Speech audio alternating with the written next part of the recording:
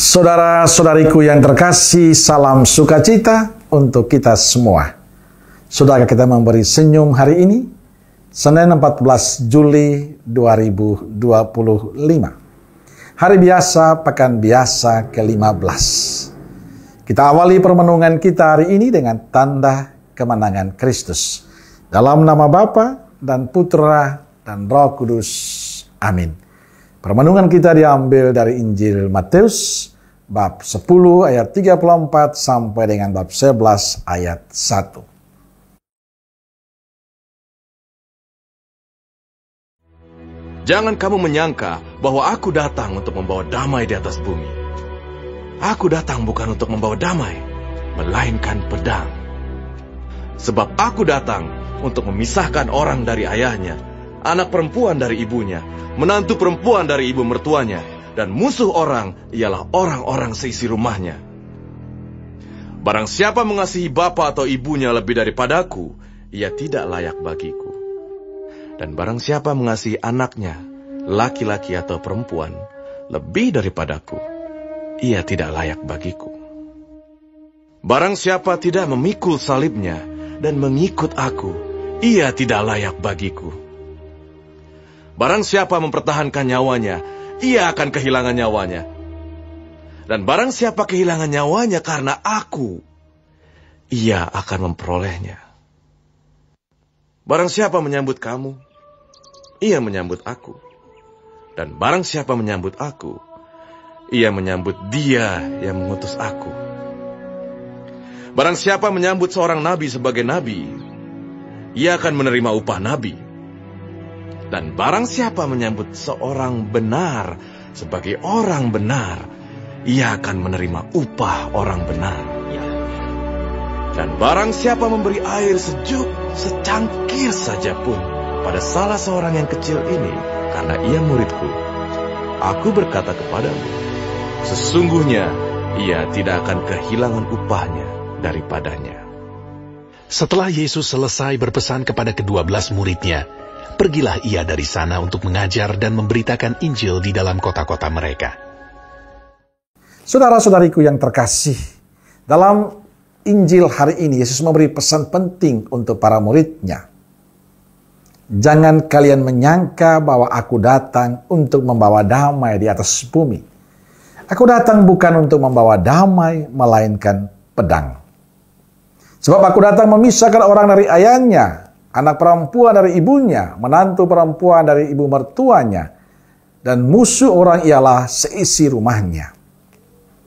Pesan Yesus yang kita dengarkan hari ini berbeda dengan apa yang ditawarkan Yesus, yakni membawa damai dan sukacita pada semua orang. Mengapa Yesus dengan keras mengingatkan para muridnya? Karena ingin memberikan penegasan pada mereka bahwa situasi yang akan mereka alami bila mewartakan kabar kebaikan Allah itu jauh berbeda. Bahwa mereka akan mengalami banyak tantangan, mereka akan dibenci, dikucilkan, dicemooh oleh banyak orang, bahkan di keluarganya sendiri. Bahkan nyawa mereka pun dipertaruhkan untuk pewartaan itu. Misi Yesus bertentangan dengan misi dunia. Yesus mengajarkan dan menghadirkan kabar sukacita, kabar damai, kabar kebaikan, kabar kesembuhan, kabar cinta kasih. Tapi dunia mengutamakan hal duniawi. Dan karena itu orang hidup dalam kebencian dan permusuhan. Inilah yang Yesus katakan, aku datang bukan membawa damai. Artinya misi Yesus bertentangan dengan misi dunia. Dan kepada para murid mengingatkan mereka untuk setia pada misi Yesus. Mereka akan tetap membawa dan mewartakan kabar sukacita Kristus dimanapun mereka diutus, walaupun tidak selamanya indah. Tapi mereka harus tetap mewartakan, karena itulah panggilan hidup dan perutusan para murid. Saudara-saudariku terkasih, hari ini Yesus menegaskan betapa pentingnya totalitas penyerahan diri pada murid kepada Yesus. Ia menghendaki dirinya menjadi yang terutama di atas segalanya. Mengikuti Yesus menjadi prioritas utama para murid. Ketika orang mengasihi keluarga daripada mengasihi Yesus, sebenarnya mereka tidak layak. Karena mengikuti Yesus membutuhkan komitmen, tekad dan pengosongan diri yang total baginya. Orang yang beriman kepada Kristus harus punya komitmen, punya kehendak yang kuat untuk memberikan hidupnya pada Yesus. menempatkan Yesus di atas segalanya dalam hidup. Artinya semua cara hidup Yesus sungguh dihidupi oleh setiap orang yang mengimani Kristus. Termasuk segala macam persoalan kesulitan yang dihadapi dalam tugas pewartaan. Saudaraku terkasih, inilah tantangan terbesar bagi kita sebagai murid Kristus, untuk selalu menempatkan Yesus di atas segalanya dan selalu menghidupi cara hidup Yesus dalam kehidupan kita. Harus diingat, cara hidup Yesus seringkali bertentangan dengan cara hidup dunia. Pertanyaannya adalah, apa kita mampu menerima itu? Apa kita mampu tetap komitmen mencintai Kristus? Apakah dalam situasi sulit ini kita tetap setia dan berharap bahwa bersama Kristus kita bisa? Dan itulah yang perlu kita jawab dalam kehidupan kita. Tapi yang pasti, orang yang setia senantiasa diberkati Tuhan. Amin. Semoga Allah yang Maha Kuasa memberkati saudaraku sekalian, Bapa, Putra, dan Roh Kudus. Amin.